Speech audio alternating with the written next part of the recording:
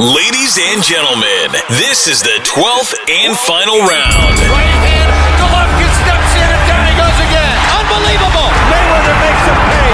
What a rookie mistake. A sensational left hook by De La Hoya. It's facts. I'm the best. You know what I mean? Sometimes I don't want to believe it myself, but it's the truth. I'm the best. I'm going to show you how great I am. From Southern California, this is the Last Round Podcast. Off the heels of one of the most significant fights of this year. Right, Mike? Episode 42 of the Last Round. Once again, I'm Danny Z along with my co-host, Michael Shepard. Thanks again for listening, guys. Like I said, one of the most significant fights of the year so far between Manny Pacquiao and Keith Thurman this past Saturday in Las Vegas on Fox pay-per-view. And before we dive into that fight, of course, and review the other fights from this past weekend again and preview, you know, our usual setup, we got for the second time. And I think what's even more interesting, because my eyes lit up and I was like, oh man, he's right there at Pacquiao's corner. I'm sure like everybody else's, because I got a bunch of texts like, oh, I didn't know he was in his corner. Once again, professional cutman and real homicide detective out here in Southern California. Mike Rodriguez is back on the show. Thanks a lot for joining us, Mike. Hey, you guys are very welcome. You guys are good luck. So every time I work a world title fight, I'm going to come on your show the following Monday, because last time we talked about this, Julian Williams, J-Rock defeated Jarrett Hurd, and now Manny Pacquiao reclaimed the welterweight title from Keith Thurman. You're totally right. We're your good luck charm. And I'm glad that you mentioned J-Rock, because just before we came on air, Mike was like, the one question I want to ask him is how does it feel? Because you had mentioned when the first time you were on our show, in J-Rock's corner that night when he beat Jarrett Hurd, there was only like maybe 3 or 4 of you that night on his team, and Jarrett Hurd had like this big old team and just like, you know, he had all these people in his corner. And then how does it feel to go from that small of a group with J-Rock winning the title to going to such a big entourage with Manny Pacquiao in Las Vegas? Well, you know, every fighter and person is, you know, comfortable in the environment that they choose to be, you know, surround themselves with. And Julian's obviously a fighter that, you know, likes to be in a small circle. Manny, historically, as it's well known, you know, loves to have a lot of moving parts, and that's what works for him. That's what feeds, you know, his energy and his comfort level. It's something that he's always done. I think it's been, you know, well chronicled. And I can say that the bottom line is all that kind of goes away when the corner steps up to the ropes. You know, whether you have 1,000 people with you or whether you have 5 people with you, in the end, it's just that fighter climbing up the ropes, you know, with his team. So in that regard, nothing really changes anything. It's really just what kind of environment the fighter chooses to be around. So for people who didn't catch the fight, but I'm assuming most of our listeners, you know, watch a lot of boxing. So, but just to kind of throw it out there, you were in Manny Pacquiao's corner this past Saturday in Las Vegas against Keith Thurman. When did you get the call, and you know who contacted you, and how long before this fight to be in his corner? It was about a month before the fight, as it was approaching. Freddie Roach's assistant, Maurice Baidu, who's great, reached out to me and said that Freddie wanted to have a meeting at the gym with Manny, also with his promoter and advisor, Sean Gibbons, who I've worked with and I've worked for. I've worked against and I've worked with. We had a meeting with Manny. They expressed to him that they thought I was the right person for the job. They wanted me to work this fight. We chatted with Manny a little bit. About a half an hour after leaving the gym, I got a call again saying, hey, welcome to the team. At which time, you know, became part of the team, was at the gym with Manny 3 to 4 days a week. I kind of just stood back because I'm not in charge of training. he's got his coaches. He's got Freddie. He's got Boo Boy, Justin Fortune, and a couple of other assistants. So for me, it was just a matter of learning Manny's mannerisms, his breathing, just kind of getting familiar with everybody. I knew Freddie very well. I've known Justin Fortune a long time. But it was just getting to know, his other folks on a more personal level. And by fight time, it was great because I was no longer a stranger from his promoters, Sean and Joe and his assistant David and the rest of the team. It was great. And although some fighters like to move in small circles, for Manny Pacquiao, moving in a bigger circle works for him. And it was great because you could always feel the energy, the warmth, and the love. And I think it showed, on Saturday night, Manny was, he was rejuvenated. I mean, he turned back the hands of time. I mean, if Dick Clark never got old and Bernard Hopkins never got old, Manny Pacquiao's got to certainly be part of that conversation. And you mentioned that you had a meeting beforehand, and then they called you some minutes later, saying that, hey, welcome to the team if you'd accept. How was that speaking to Manny? Did you feel like it was? Because essentially it was kind of like a job interview, right? Were you nervous at all or anything like that? It was a job interview. I was told that myself and somebody else was being considered. So when I left, I really didn't expect to hear anything, for a couple of days. But by the time I pulled in my driveway, I got a second call, probably about a half an hour later. Mm-hmm. And Freddie basically said, welcome to the team. And then a day later, I talked to Sean Gibbons, to work out the business end of it. And everything was great. And I've worked with Manny's now my 21st world champion. But, when you're working with an all-time great fighter, an all-time great athlete, it can be a little, intimidating. I try to take the approach that, don't do anything different than I've always done. Approach things the same way. My job isn't in there to be all over Manny Pacquiao and have a bunch of dialogue and asking him a bunch of questions. I asked the questions when I needed to ask him, the appropriate questions as far as working the fight and how he likes to work. And I had those same discussions with Freddie and Justin and Boo Boy. So, it's just a matter of being a professional, not letting the moment get too big for you. Because honestly, when that bell rang, and as a team, we're trying to get Manny ready for each round, you stop really thinking about that. You have a job to do, and you kind of go back to everything that you've ever done that's worked, and you just go from there. I saw pictures of Manny wraps his own hands, Mike. Is that true? Say it again? I saw pictures on Instagram of Manny wrapping his own hands ready for the fight. Was that true? He wraps his own hands? Yes, actually he does. There's fighters out there that are comfortable doing that. I know Sergey Lipinets. I worked with Sergey for a number of years. He likes wrapping his own hands, and oftentimes I would just kind of finish up the tape, on the back side of the wrap. And Manny's, that's something he's done for a long time. I don't know if it's something he does every fight, but I know that's something that he's applied on numerous occasions, and it just works for him. And so, because you were at multiple times, you were on right there, right smack dab in the middle of the television screen for, many, many people, of course, and even in photos that were taken, they were released after the fight. At what point did you feel like, okay, this is, because I'm assuming if this wasn't the biggest event you've ever been a part of, it's arguably up there with others you've done, right?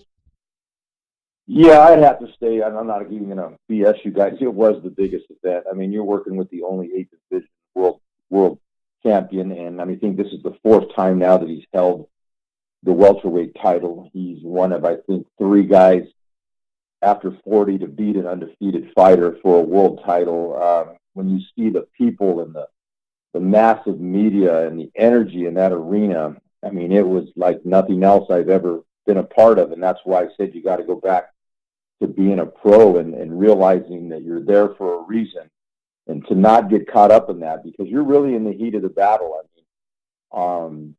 You really have a job to do, and because the dynamic of the corner There was only certain rounds that I went up when it felt like my services and my aid was needed, and it's just a matter of communicating with Freddie and Justin and Boo Boy, and it's very much a team effort.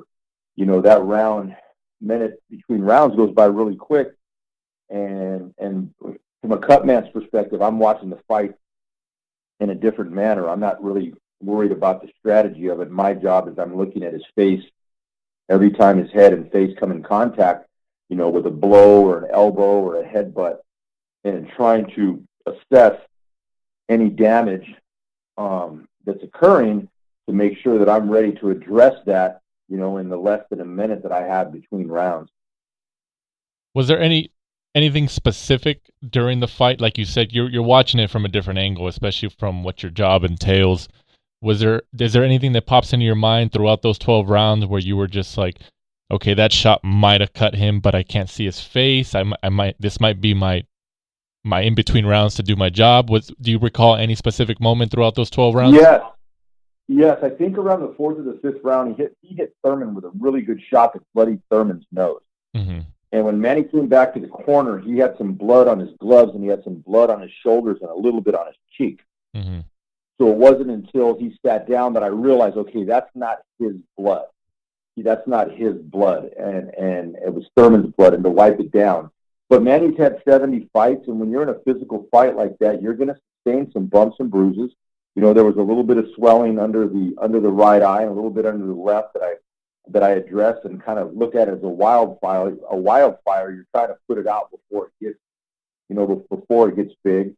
You know, there was a little bit of blood in the nose, but we were able to take that away after about a round. And then, you know, you're just constantly assessing and maintaining the situation because, you know, in a matter of a split second, everything can change. You can go from cruising along, you know, and maintaining, okay, let's maintain the swelling. Next thing you know, hey, this guy's cut, you know, for a variety of different ways and places, and the whole thing changes. Now you got to triage and you have to prioritize, okay, what trauma to the face is most in jeopardy of stopping this fight? And that's what you have to do to prioritize that and be able to work under a very hectic situation. And, you know, with millions of people watching, and this is a business where it's very unforgiving for people that make mistakes or their work isn't up to par. But that's not something you think about at the time. It's just, like I said, you're doing all the things that you've always done and the methods that have given you success that you rely on at times like this.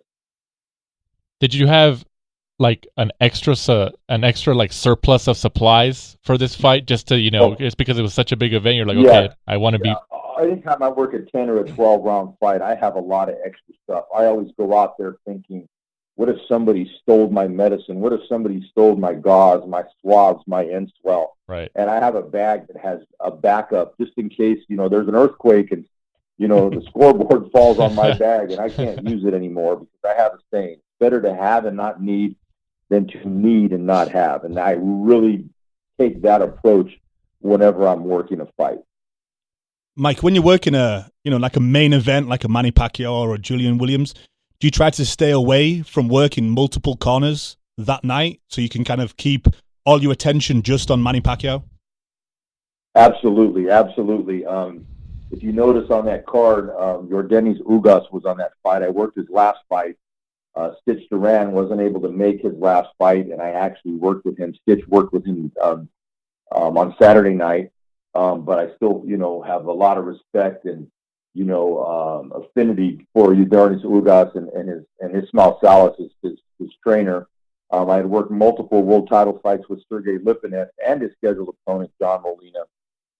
And I had worked Juan Carlos Payano's last fight. But for this fight, I really wanted to concentrate on Manny Pacquiao. I've kind of done the same with Julian Williams. When he fought Charlo the first time for his first world title shot, Lipinev actually fought the fight right before, and Julian had requested that I not take any other work. And it was hard because Sergey was one of my main regular guys. But in the end, my son Andrew ended up working that, and Sergey was a bloody mess. He fought Freddie Roach's guy, ironically, Lenny Zaparigna from Australia, and both of them were a bloody mess. And people just assumed, because of the camera angle, that it was me working on Lipinets, when actually it was my son who did a tremendous job. But I was on pins and needles in the back, watching it from the back, and then now I'm next up with Julian. So it just kind of works out. you don't want to spread yourself too thin, especially with a world title fight. Your guy deserves that attention, and sometimes you're going to have to tell other fighters, hey, this is going to be my priority for the night. 99% of the time they understand. But there are times, though, if it's one of my main fighters, had one of my other main fighters, been on the undercard, I would have then explained it the other way. Hey, this guy's one of my main guys. Right. I work all of his fights, and as long as it's not right before, and even if it is, then you just have that conversation and says, are you okay with it? And they're like, a lot of times they're like, hey, all I need you to do is be in my corner when my fight starts. Okay, great. So it's just a matter of having that discussion. And I'm glad you guys bring this up because, these are the things that kind of go on behind the scenes that a lot of people don't know about. They just see you there, but there's always that discussion. And I always try to be, open-minded, and I ask others to be open-minded and fair. That's all you can ever be is fair. Absolutely. Absolutely. And, being right there in the corner during these rounds, these scheduled 12 rounds, was there at any point where like Boo Boy or Freddie was talking to you as well, trying to bring you into the fold, or even like if, like you said, for that punch, you saw a punch in the fourth round and you saw some blood. Did you have any conversation with Freddie or Boo Boy in the corner, like, oh, I think we might need you, Mike? Yes, I was right there on Freddie's right shoulder. Was telling him, so not to impede what he was doing. Things that I was seeing, not so much like, hey, he needs to, use his jab or his hook. Yeah. But hey, you know what? He's starting to get some swelling here. I'm going to go up. And Freddie was like, okay, no problem. It's just a matter of communicating. Every round, Freddie and I were communicating.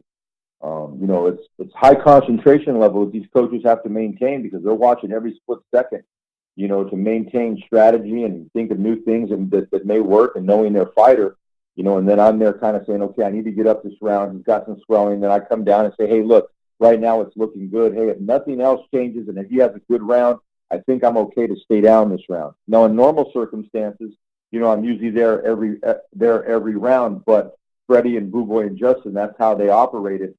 So I just have to work around that. It's something we had discussions about beforehand, before the fight, and we just continue to communicate during the fight. Were you able to talk to Manny after the fight? I mean, I know it was kind of chaotic because, he's such a superstar, but any conversation with him? No, other than I told him, great job, champ. I looked at his face real quick. We wiped him down, and then, everybody was all over Manny, and rightfully so, man. The locker room was full of people. There was a bunch of media there. I really didn't get to have a chance, to really sit down and talk with him. Hopefully, by the next fight and the next camp, we can talk about some things and just making sure that he was comfortable with everything. Because every fighter's different. Some guys don't like cold ice packs on their back. Some guys don't like cold water. Some guys don't like, water poured down their head. They don't like too much Vaseline and stuff like that. So it's just a matter of as the more you work with your fighter, the more comfortable you get with the nuances of making it effective with you working with them. And it's a building process. And hey, I'm looking forward to the next fight and then continuing to build. Do you take any mementos, Mike? Do you keep the hand wraps or the team shirts or anything? But when you're older, they laced me up with the full Manny Pacquiao team gear. I think I got 3 or 4 sweatsuits, shirts. I even got a pair of shoes. I mean, they're really nice shoes, and it was great. I was very grateful because and that's just them making me feel part of the team, and I'll take some of that stuff, and I think I gave one of the jackets to my brother-in-law. And I'll reflect on this as I still haven't unpacked because I have to go to Dallas this week. Oh, that's true. Yeah. For some DAZN fights with an undefeated kid from Brooklyn, Nikita, they call White Chocolate, who's just a sensational prospect. And then the following week, August 3rd, I'm with WBA interim light heavyweight champ Marcus Brown at Barclays Center. And then the following week, on the 10th of August, I go back to Dallas with Antonio Orozco. He fights Virgil Ortiz. The next week in LA, I got former bantamweight champ Jesse Magdaleno. Then I got a Golden Boy show on the 22nd with Blair Cobb and undefeated prospect Anthony Garnica. And then I start Then I get the end of the month, I go with Peter Quill and Kid Chocolate for the main event and Eliminator in Minneapolis. Oh. And then by that time, I'll already retool and get some dates in September that are already tentative. I just haven't confirmed, and it's just going to keep rolling. And next thing you know, guys, we're going to be in November. Man, when do you sleep? I don't. So we've got you on for the next 6 or 7 weeks then, Mike, every Monday? What was that? Said we've got you on for the next 6 or 7 weeks since we're the lucky charm. Well, I'll tell you what, I hate to tell you guys now that every time I work a world title fight on a Friday or Saturday, guess who's coming on the show on Monday? Hey man, we're all about it. Hey yo, we got to keep it going. We understand. Man, we knew you were busy, but yeah, especially we didn't know you were that crazy busy. But we knew you were one of the busiest guys in the game. I have almost 40 fighters, and out of those 40 fighters, my son Andrew works with about 10 to 12 of those fighters. I'm going to be in Dallas this week. He's going to work with one of our undefeated prospects here in LA, Ruben Torres. He also works with undefeated prospects, now contenders, Michael Dutchover, Ruben Villa. He works with Josh Greer, Nate Gallimore, undefeated welterweight Terrell Williams. He works with IBO featherweight champ Tube Scott Nyambar. So I'm kind of his assistant on those fights. He's kind of taking the reins over with those guys. And it makes it good for me because, it alleviates me having to give up work, keeping it in the family, but also I have a great network of some of the top guys in the game. We don't really hate on each other. We're there as a resource for each other. Guys like Stitch Duran, Carlos Vargas, Mike Basil up in the Bay Area, Aaron Navarro in Texas. Rudy Hernandez here in LA, who's just a great cut man. And we're not trying to steal work from each other. If they can't make it or I can't make it, we'll call each other and we'll do that. And, Stitch Duran is an icon, in the fight game. He transcended both MMA and boxing, and he kind of took being a cut man out of the Stone Ages. And a lot of people don't know that he was my boxing coach in the military and the Air Force. I've known him before he was ever Stitch Duran, the legendary UFC cut man.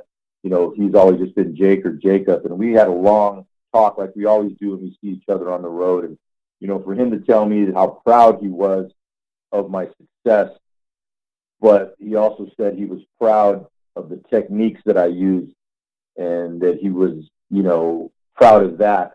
And to hear a compliment like that from somebody like that means a lot to me. And it just lets me know that the hard work that I've put in is paying off. And I was just kind of talking to a newer cut man out in Texas, and we were just talking about some different things. He comes to me, just for some advice and mentorship, and I never turn anybody away if they're doing things for the right reasons. It's about helping people and building bridges to make the sport a better sport. One thing I'd like to touch on you, Mike, is probably maybe the biggest performance of the weekend from Buddy McGirt, who threw the towel in after noticing that something wasn't right with Maxim Dadashev, who needed assistance leaving the ring before being taken to hospital and having a surgery to relieve a subdural hematoma or a bleeding on the brain. Did you see? I don't know if you saw the fight, but were you aware of that situation? I did, and I've worked dozens of fights with Buddy McGirt. I've worked world championship fights with Buddy McGirt, and Buddy is a close friend, and Buddy knows everything there is to know about boxing. And knowing Buddy the way that I did, and I kind of sensed that was the direction he was going to go. And God bless Maxim, and I hope he makes it. And hopefully there's good indications that he will. He's getting the best care. But Buddy McGirt might have saved his life because, God forbid, that kid stood up one more round. And sometimes, these fighters, we have to save them from themselves. I stopped the fight one time. It was just a lower level club fight, and I wasn't even the trainer, but I had enough. I told the trainers, you're going to get this kid killed. And the commissioners and inspectors came up to me afterwards and told me, Mike, that was the right thing to do, because in the end, these fighters have to live to fight another day. You can go in that ring as one person, and you can completely come out as another. So it's a brutal sport, and I know there's a lot of people on the internet now, and everybody's a boxing expert. People that have never been hit in the nose, and they want to call this guy a bum, and they want to see this guy is trash, and whatever. This guy's a quitter. But until you're in there getting your ass kicked and you're tired, you don't even know what it's like. And I love God bless social media, Facebook, Twitter, Instagram, and stuff. But you got too many people chiming in that don't really have any expertise, but they're trying to give an expert opinion. I'm glad that you mentioned that you had stopped one fight in your career. It was only out of all the fights you've done, you've just stopped that one? Yes, because I work with some pretty high quality, world class trainers. Ronnie Shields, Robert Garcia, Freddie Roach, Stephen Edwards, John Pullman, Danny Zamora, Buddy McGirt. I mean, I can go Henry Ramirez. I can go on, and these guys are pros. They know they're fighters. They've worked at the top level a long time, and there's a reason why you see them with top level fighters all the time, and they always know the right thing to do. Is that something, Mike, when you start working with a trainer, do you have that discussion about being able to stop a fight? If you see something in the fighter where you think, for example, Maxim only had one round left and someone, maybe not as experienced as Buddy McGirt might have thought to himself, he's always got that one punch, that one chance to maybe win it in the 12th. But someone with more experience, can recognize that, he's gone. He's got no legs. His eyes weren't the same. Yeah, and I think Buddy started seeing some things, and I think as soon as he felt that his fighter was in danger, he made that call, and it was the right call, and he should be applauded for that. I know Buddy's not thinking like that right now. I know he's not thinking he should be applauded. He's probably thinking that he did his job, and in hindsight being 2020, I know he wishes that we could have a crystal ball and know what a fighter's sustaining and what kind of injuries. So, it's a very delicate and brutal business that we work in. And it's something that, that fighters choose to do and we choose to be involved in, but it doesn't mean that we should ever compromise, a fighter's safety, because in the end, them getting home to their family and living a good quality life and reaping the benefits and the fruits of their labor should be the number one priority. Mike, how many, because I'm sure there was people, friends, family, coworkers who weren't aware that. I mean, I'm sure a lot of people, of course, that are aware that you're a professional cut man. But I'm sure the first time that they saw you on this broadcast in Manny Pacquiao's corner, I'm sure you got quite a few texts, quite a few phone calls subsequently all to that. Did that happen? Yeah, but I think most people knew because believe it or not, the Filipino press really pumped it up, and they wrote several articles, and I was interviewed numerous times, and it's kind of like a wildfire. It just kind of starts, and and a lot of people were tuned in, and they were excited about it. Family and friends I hadn't heard from in a long time, and relatives that I didn't even know I had, and it was great. And that's what meant the most to me. That I probably received a couple of hundred messages, whether it be on social media or text messages, and it was gratifying because first of all, Manny won the fight in the fashion that he won it, and who he won it from was great. And I look forward, to even bigger and better things with Team Pacquiao, hopefully. And as I continue to go forward, as the year turns over to the second half of the year, just to continue to grind and try to do the best job that I can.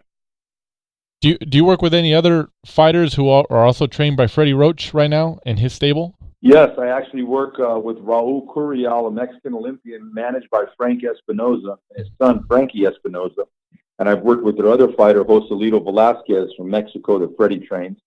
And I'm working a lot with a lot of Frank's fighters, including Antonio Orozco and Jesse Magdaleno. So it's a good thing when you can build a relationship and a rapport with not only the fighter, but their management and their trainers. So right now I'm working a lot with Frank's fighters. I work with all of Henry Ramirez's fighters, Danny Zamora's fighters, John Pullman, Stephen Edwards. I work with their fighters, and I'm working a lot with Ariano Sosa in Brooklyn, who's just a fabulous trainer, who's turned out some fabulous amateurs like Nikita, his own son Julian Sosa, little B-Hop Chris Colbert. He trains Kid Chocolate Peter Quillen.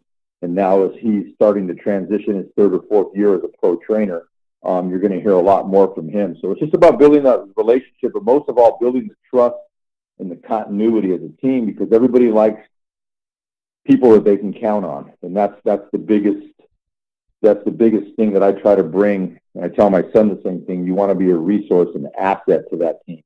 So, hopefully they feel like they can't go into a fight without you. Absolutely. And you mentioned real quick Antonio Orozco, who fights Virgil Ortiz in a couple of weeks in, I believe, Grand Prairie, Texas. What's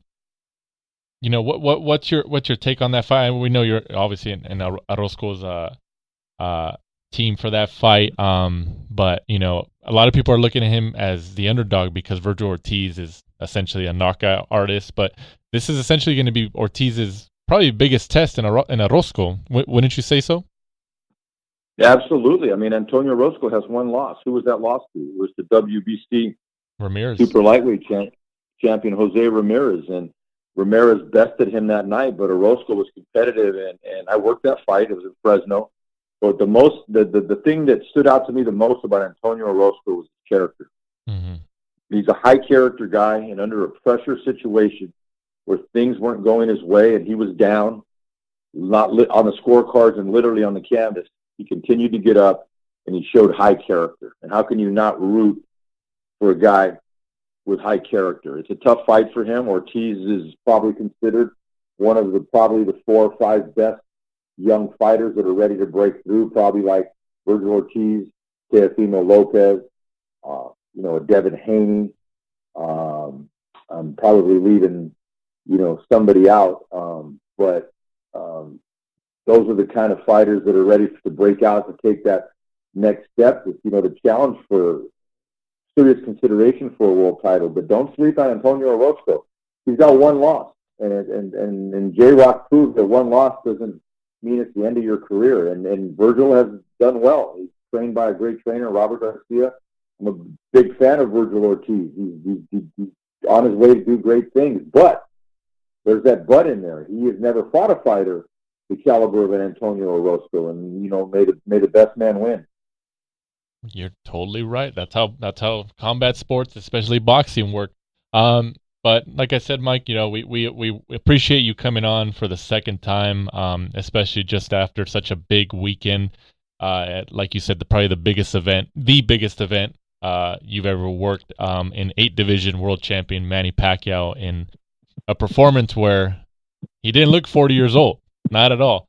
But, go ahead and plug. I know you plugged quite a bit of fights that you have coming up. You're busy. You're locked up for the next several weeks. But, your son is also a cut man starting in the business. So go ahead and promote whatever you want to promote. And, the floor is yours. No, I thank you guys for having me on. You guys do a great job. It's nice to talk to people that understand the sport of boxing, that most of all respect the sport of boxing and the fighters and what they go through. And giving people like myself the forum to kind of go behind the scenes, the little nuances. It's not just about some guy pretending to be a cut man with some dirty, bloody swab in his mouth or in his ear, so everybody can say, "Hey, I'm the cut man." It's about your body of work and letting your work product speak for yourself. And that's what I take the most pride in, and being respected by my peers and the fighters and the fight camps that I work with. In the end, that's what I'm seeking. It's not so much the adulation of the fans, but more so, the people I work with, and just having the respect of your peers, and knowing that you can be counted on in a tight situation, in a stressful environment, a rapidly evolving, tense situation where you don't know the outcome, and what you do in your craft may decide what happens the next round. And I welcome that challenge, and I welcome the pressure, and it's something that I love to do. That's great. Couldn't said it any better ourselves, right, Mike? But like I said, Mike, thanks for jumping on. Especially, we reached out to you today, so we appreciate it, even though it was last minute. But like I said, you're welcome anytime. Like you said, anytime you have a world championship fight upcoming, you know where you're coming on. So hopefully our good luck charm lasts a lifetime for you. Thank you very much, and guys, anything you ever need me on, or if I can be of an assistance to get somebody else on, I know a lot of people in boxing, and I think they would welcome, being on this format and being on the show. So I thank you guys, and hope you guys have a great week. Thank you very much, Mike. We appreciate it. You take care. Thank you. Take care, guys. Bye-bye. Manny Pacquiao. was not 40 years old on Saturday. It's making me feel old. I know, right? He was not 40 years old on Saturday. He was not. He was not. And then, I know we touched on in the fight a little bit, but we didn't really kind of provide our analysis. It was more from Mike's perspective. But, just starting actually, you know what? Let's start on Friday, on the 19th, just because this was the day before the Pacquiao-Thurman fight. We'll try to stay in chronological order. Well, so makes sense, Danny. Makes sense. we apologize to our listeners if you're just like, oh, man, I want to hear about Pacquiao-Thurman. We're getting there. We are getting there. Just help us out. Stay with us. Friday the 19th of July from the MGM National Harbor in Oxon Hill, Maryland, Teofimo Lopez gets the unanimous decision win over Masayoshi Nakatani by scores of 118-110 twice and 119-109. This was a very competitive fight. Yeah, and I've heard, two different sides to it. I've been, researching, ready for the podcast today. Some people kind of slated him for the performance, and then other people saying, it'll do him well in his progress. He's still young, and he'd never gone past 7 rounds. So, some people are saying it's good work, getting those 12 rounds, getting into the championship rounds. That'll do him well in his career later down the line. And then other people start saying, like, oh, what kind of excuse is is the guy was tall? He should be experienced enough in sparring in his amateur career. He was Nakatani was like 6 foot. Yeah, he was like 6 foot, 6'1", right? and he just kind of knew how to keep Teofimo at range. And most of the people that Teo had kind of fought before, I think could, kind of knew they were the B side, knew they were going to get beaten, so they came in just, to roll over. Wins by design. Yeah, exactly. So when Nakatani came into the ring and was kind of an unknown, I think people thought, here we go, Teofimo Lopez is going to take over, just looking for that. The unknowns are always the most dangerous ones. Yeah, they were looking for that knockout, waiting for his celebration, waiting for him to come in there and call people out. Like he always does. He always steals the show, takes over, especially with him.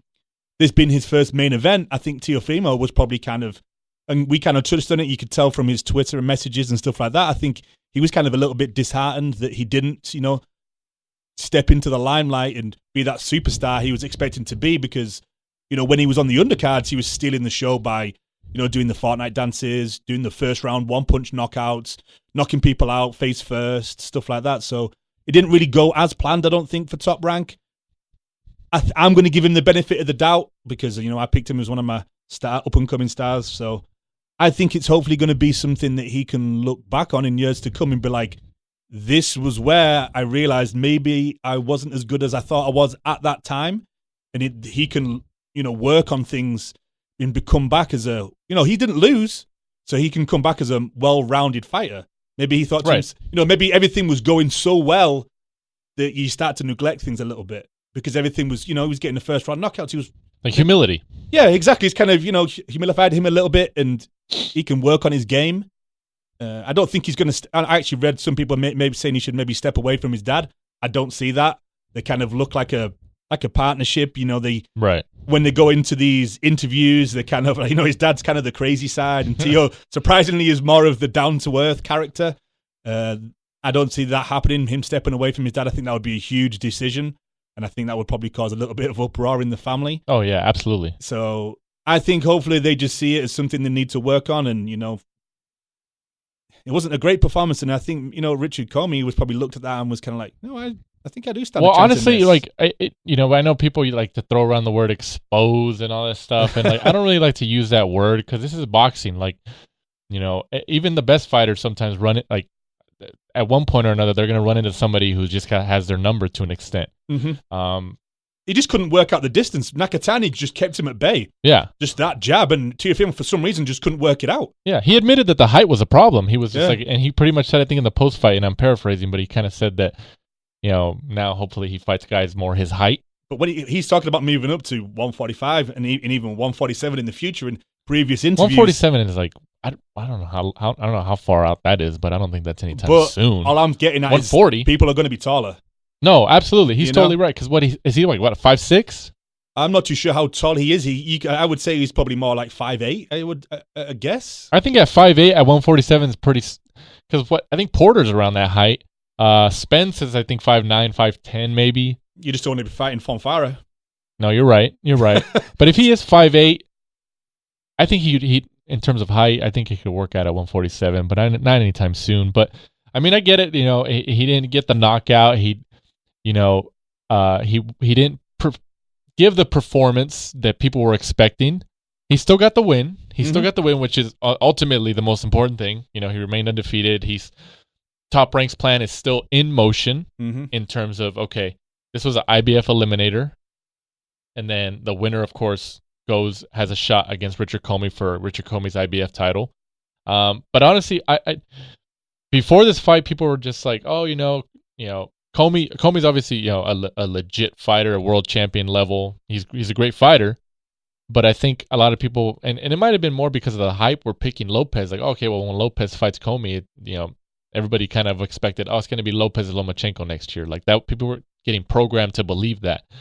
But I think this fight just makes Lopez Commey, or Commey Lopez, if you want to put the champion first, it makes it a lot more interesting.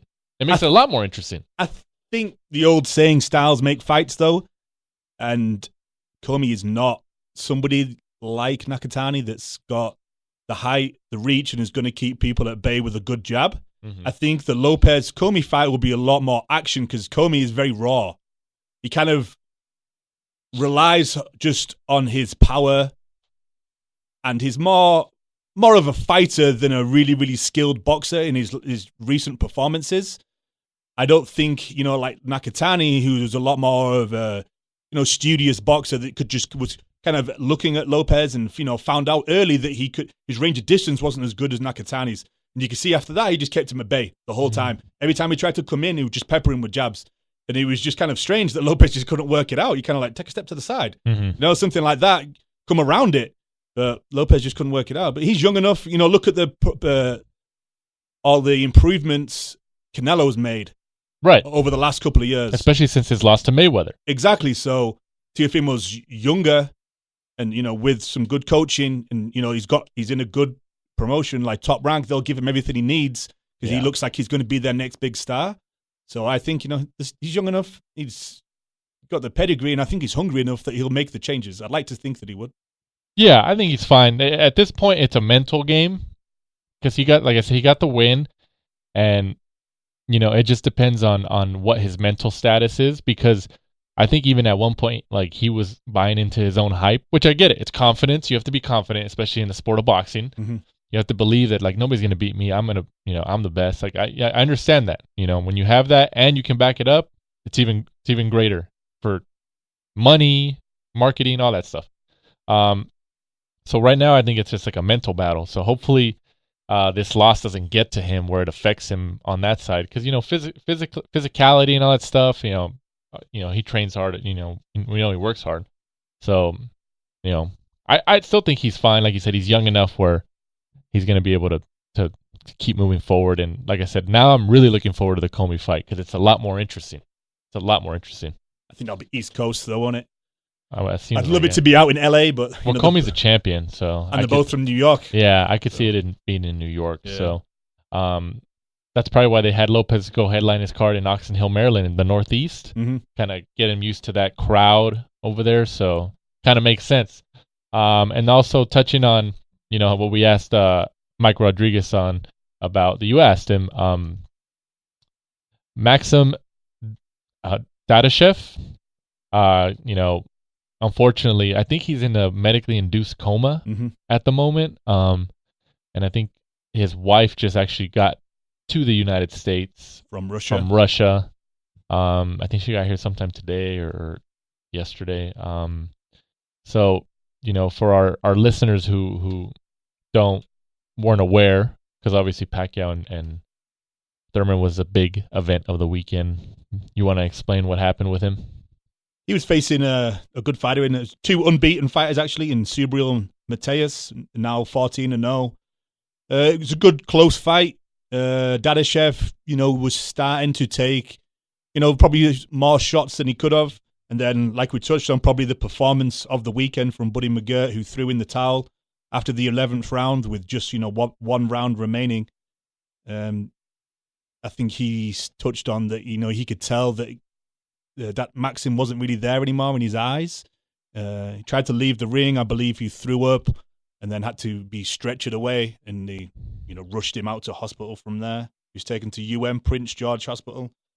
Had a 2-hour surgery to relieve a subdural hematoma or some bleeding on the brain, and is now in a medically induced coma, like you touched on. So, best wishes to him and his family from everyone here. Yeah, absolutely. The whole team here at the last round is definitely sending our thoughts and prayers with him, because that's what you always hear that saying. You don't play boxing. I mean, these guys it takes a lot of courage and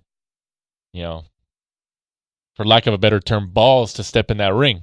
It does. So, hopefully he's okay. Hopefully he pulls through all of this and he doesn't have any long-term effects, because, that's no joke, man. That's really no joke. And then Saturday, the 20th, like we touched on, from the MGM Grand Garden Arena in Las Vegas on Fox pay-per-view, the 30-year-old Manny Pacquiao. I'm not calling him 40 this time. 30. This was a 30-year-old against a 30-year-old. By split decision, which is, disputed, defeats Keith Thurman and takes Keith Thurman's WBA Super World Welterweight title by scores of 115-112. And I think, 115-112 twice for Pacquiao, and then I think 114-113 for Thurman, right? Mm-hmm.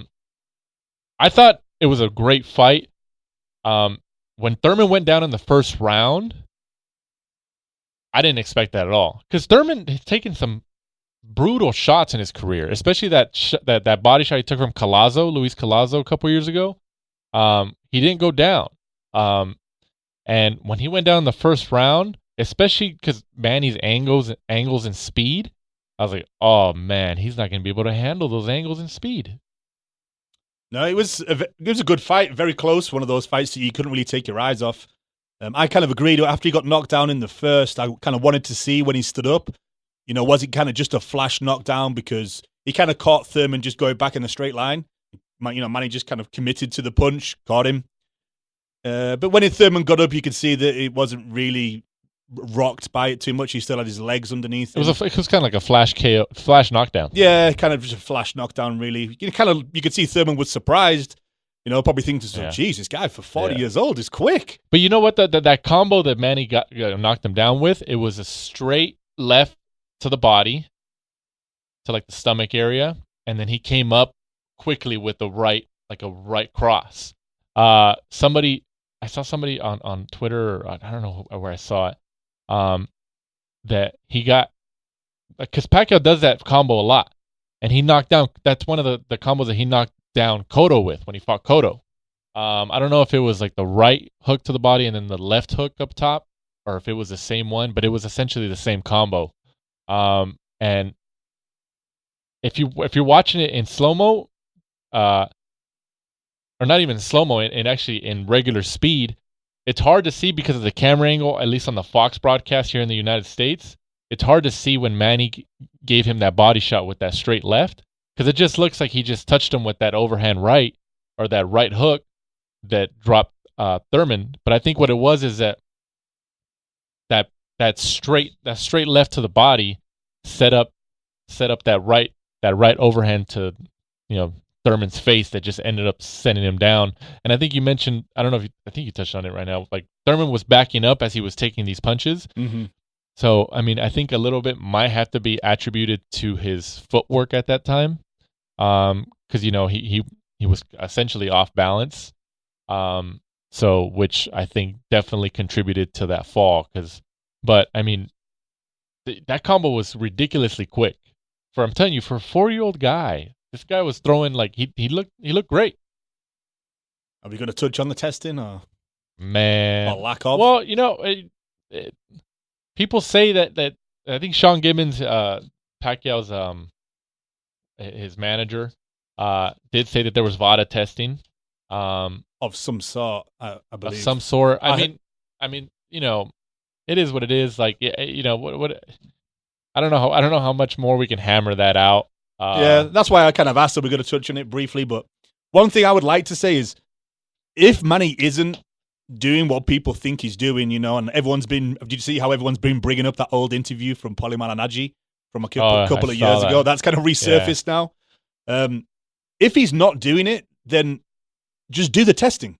Prove everybody wrong and just do the testing. The amount of money that those two were making, it's a drop a drop in the ocean. What is it, like $15,000 or something like that? Or no, you're right. Maybe more. Say $30,000 between the two purses. That's not a lot of money for them to just to prove to everybody, like, hey, I'm 40 years old. I'm just a genetic freak. Yeah. But if not, then everyone's just going to keep saying, he's using. And then the problem is people like Keith Thurman and probably everybody in the sport is probably going to always take the fight because they're not going to earn that type of money fighting anybody else. No, you're right. So they're going to be like, okay, you go and use. I'm probably going to lose to you because you're going to be my highest payday. But I'm going to get $8 million. Yeah. But if I go and fight Kowalowskis, I'm going to make $500,000. So it's kind of like, do what you got to do. And, other people have said, well, Keith Thurman can go away and he can be juicing. Manny's going to be juicing and it's going to be like the old Pride days, when Pride was around when the UFC and everyone was Alistair Overeem had shoulders up there with the top of his head because he had jacked, full of juice. Jack City. So I don't know. We'll just kind of skip over that now. I think everyone's beat that to death. I mean, it is what it is. I mean, Pacquiao has said in the past that he doesn't like needles. That's like a mental thing, like taking his blood out just before the fight, or so someone else injects him. I don't know how it works, but he has mentioned that was a big thing before the Mayweather fight. But there was some kind of testing. That's what they say. Yeah. So we'll just leave it at that. Will we get that little twit? Regardless, though, like he freaking looks like. There's guys in combat sports, and not even combat sports, but any type of sport, baseball, like football, who have been on some type of substance that might give them like a physical advantage, but you still kind of have to have the talent to back it up, like the fundamentals. No. Yeah, you don't inject yourself and become, a boxing wizard. Yeah, you don't inject yourself with, offensive skills and defensive skills. There's no on or off button for stuff like that. Yeah. But taking nothing away from his skills, all it's going to help him do is obviously train longer, be quicker, keep the strength and stuff. But we're not throwing accusations here. We're not throwing anything out here. We're just like we just touched on it real briefly because obviously it's been everybody's touching on it. It's a hot topic, but there was some type of testing. So we'll leave it at that. I thought Thurman still looked good. He got in some heavy shots, but I think, according to the stats, he outlanded Pacquiao. But I think Pacquiao was surprising. Pacquiao landed the more effective shots. That's what it was. Yeah, I think the ones that I think he landed more, especially that body shot. You saw Thurman kind of pause, and he was like, "Oh, he felt it." I don't know how he didn't go down from that. I think on the box stats he landed more punches and he also landed more power punches, which is kind of surprising. When you watch the fight, I didn't. Pacquiao outlanded him in the jab category. Yeah, I think it's one of those 60, where 70, it's 60 punches. I think. If you're Pacquiao's just was probably landing the more spectacular punches, the heavier punches. That kind of surprised me, to be honest with you, the stats. But I thought Thurman performed well, definitely better than the Broner performance where he just came for a paycheck. So, Broner was kind of talking trash afterwards, but yeah, absolutely. Night and day in the performances. So, Thurman actually went in there to win. So Thurman will be back. He's still a young guy. He's fought well. He's going to be able to be back. I wouldn't, I think his inactivity the last 2 years affected him to an extent. I think if he was active up until this point, it could have been a different story. Who knows? But Pacquiao is likely to fight the winner of Spence Porter. Is that before or after Amir Khan? Well, I hope. I'm putting my money on. I got to go to Vegas and put a bet on the Manny redeems his loss against the Hornet, Jeff Horn. He has to redeem that loss. So, the Hornet versus Pacquiao. Who you picking? Manny Pac. All right, let's just leave it at that. And then I think Manny Pac will beat Khan as well when they fight in let's see. Jeddah or somewhere. So supposedly, I don't know what Khan's talking about. You never know. But quickly going down that card, we'll just mention the winners. Yordenis Ugas defeats Omar Figueroa Jr., gives him his first professional loss by unanimous decision. Strange fight. Omar Figueroa trained himself. He didn't look in shape at all. That was such a strange fight. He didn't look in shape at all, but, it is what it is. Luis Nery gets the 9th round KO over Juan Carlos Payano, who was one of Mike Rodriguez's fighters. Nery has won 11 straight fights by stoppage. Caleb Plant gets a third round TKO over Mike Lee and retains his IBF super middleweight title. So there was another world title fight on the line right there. It's a good chance that Plant faces the winner of Anthony Durrell and David Benavidez on September 28th. So, I hope it's Benavidez, because then we can see. Remember the video of them going at it in the gym? Yeah. It'll add a lot more drama. So. Yeah, exactly. So I hope we see Plant and Benavidez. That'll be good at the end of the year. And then also Efe Ajagba remains undefeated 11-0 with a unanimous decision win over Ali Aaron Demirezin. Yeah, I'd go with that. Whatever. And then one of Mike Rodriguez's fighters against Sergey, what do they call him? The Samurai? Sergey Lipnitz gets a second round TKO over J.R. Inson, who was a late replacement for John Molina Jr. So, I was excited to see Molina Lipnitz, but, Molina... That would have been a war. We tipped it as a war, but unfortunately pulled out due to a back injury. Yeah. And then also this past weekend from the O2 Arena in London, UK, your motherland, on DAZN USA, Dillian White gets the interim WBC heavyweight championship. And he was actually dropped in the 9th round by a right uppercut, right? Yeah, it was a good fight. Against Oscar Rivas, actually. I didn't mention the opponent. Rivas definitely did better than I expected. I knew that he had, the amateur pedigree, hadn't had too many fights against, big, well-known names as a pro. And I thought he was just going to be too small for Dillian White. Right. Dillian White rocked him early on, jumped in, tried to stop him, but Rivas really was just kind of like really compact, huge, muscular dude. And also had some good skills. They caught him with a lovely uppercut in the 9th round, which kind of was dropped White, but he got up and survived the round and then kind of just kept him at bay for the last few rounds. Good performance. You can see why not many people have wanted to fight Rivas after that. Yeah. Well, let's see where Dillian White goes. Man, he might wait another 600 days for get a WBC title shot. And then quickly on the fight previews this Saturday from the College Park Center in Arlington, Texas, also on DAZN USA. Ramirez versus Mo Hooker at 140-pound unification world title fight for the WBO and WBC super lightweight title. This is exciting. I'm very excited for this fight. Mm-hmm. Obviously, Jose Ramirez is going to DAZN to fight Mo Hooker, and they're both putting their titles on the line to see who's the best man. I'm excited for that. You know what? I think it's very 50-50, but I'm leaning a little bit towards Hooker. Mo Hooker, I think he's going to take it. I am leaning towards Hooker just because, in Ramirez's last fight against Jose Zepeda this year, we both thought Zepeda sneaked it, really. I thought he had a better performance. And Hooker's just one of those guys that when you watch him fight, he kind of like always just raises his game to the next level.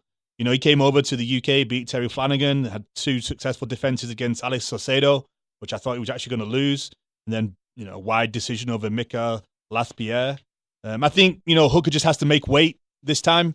I think in his last fight, I think he made it at something like the 3rd attempt. Yeah. So hopefully if he just has a good camp, comes in and, weight doesn't play a part, then I think Hooker will sneak it. Also on that card, Tevin Farmer puts up his IBF super featherweight title against Guillaume Frenoy. Sorry if I butchered that. I think it's Frenois. It's French. Something. Yeah. You know it better than I do. You were born over there somewhere, so you probably have a better understanding. Who does Farmer fight after this? Joseph Diaz Jr.? They've been going back and forth a little bit. He's kind of had some little gimmies, really, hasn't he, so far? Yeah, he's going to have to fight somebody of note next. So this is a mandatory. This is a fight that's actually been sanctioned that he had to. And then, before that, was it John Joe Carroll? And then before that, he fought another Irish guy. I can't remember who it was. So to me, I would like to see him fight some of the people that he's been going, back and forth with. Javonte Davis, Jojo Diaz, someone like that. Some of the guys, signed to DAZN should be easy to make. Mm-hmm. He fights this weekend, and so does Javonte Davis. So against Ricardo Nunez for his WBA Super Featherweight title. That's a freaking mouthful. Like you said, that's on Showtime. Javonte Davis. So they both fight this weekend. Hey, they lined up in schedules. Yep. So maybe them two can unify. That's obviously the hope. We got Ramirez, Hooker unifying. Maybe they're setting the table here. Javonte Davis. Yeah, you know what? Hopefully the two world title holders in the same weight class fighting on the same weekend. I think Gervonta's biggest problem this weekend will be making weight. Probably. As usual. He's dangerous though, man. He's dangerous. Yeah. On that undercard, it's rolling back the years. We have Irokis Gamboa, 29-2 against Roman Martinez, 33-3. Gamboa. About 5 years ago, this would have been a real good fight. You never know. It could. People's expectations might be low, so it could easily surpass those. So we never know. But once again, we appreciate Mike Rodriguez, professional cutman and Rio homicide detective out here in Southern California for the county of Los Angeles, jumping on the show again for the second time to speak about his experience being a cutman for Manny Pacquiao this past weekend against Keith Thurman. This was the first time that Mike Rodriguez has been the cutman for Manny Pacquiao, and like he mentioned, it was the biggest event he's ever worked. So congratulations to him. He's obviously going through a high period of success right now. Like he mentioned, he's booked for like the next 9-10 weeks or something like that. So, he's got a really busy schedule. But follow us out on social media at The Last Round 12. Listen on all your favorite podcasting platforms, Apple, Spotify, you name it, Stitcher, or Audio Boom. But once again, thank you for listening to episode 42. I'm Danny Z. For Michael Shepard, this is The Last Round. Thanks for supporting and listening to the show. Follow us at The Last Round 12 on social media. Rate, review, and subscribe. This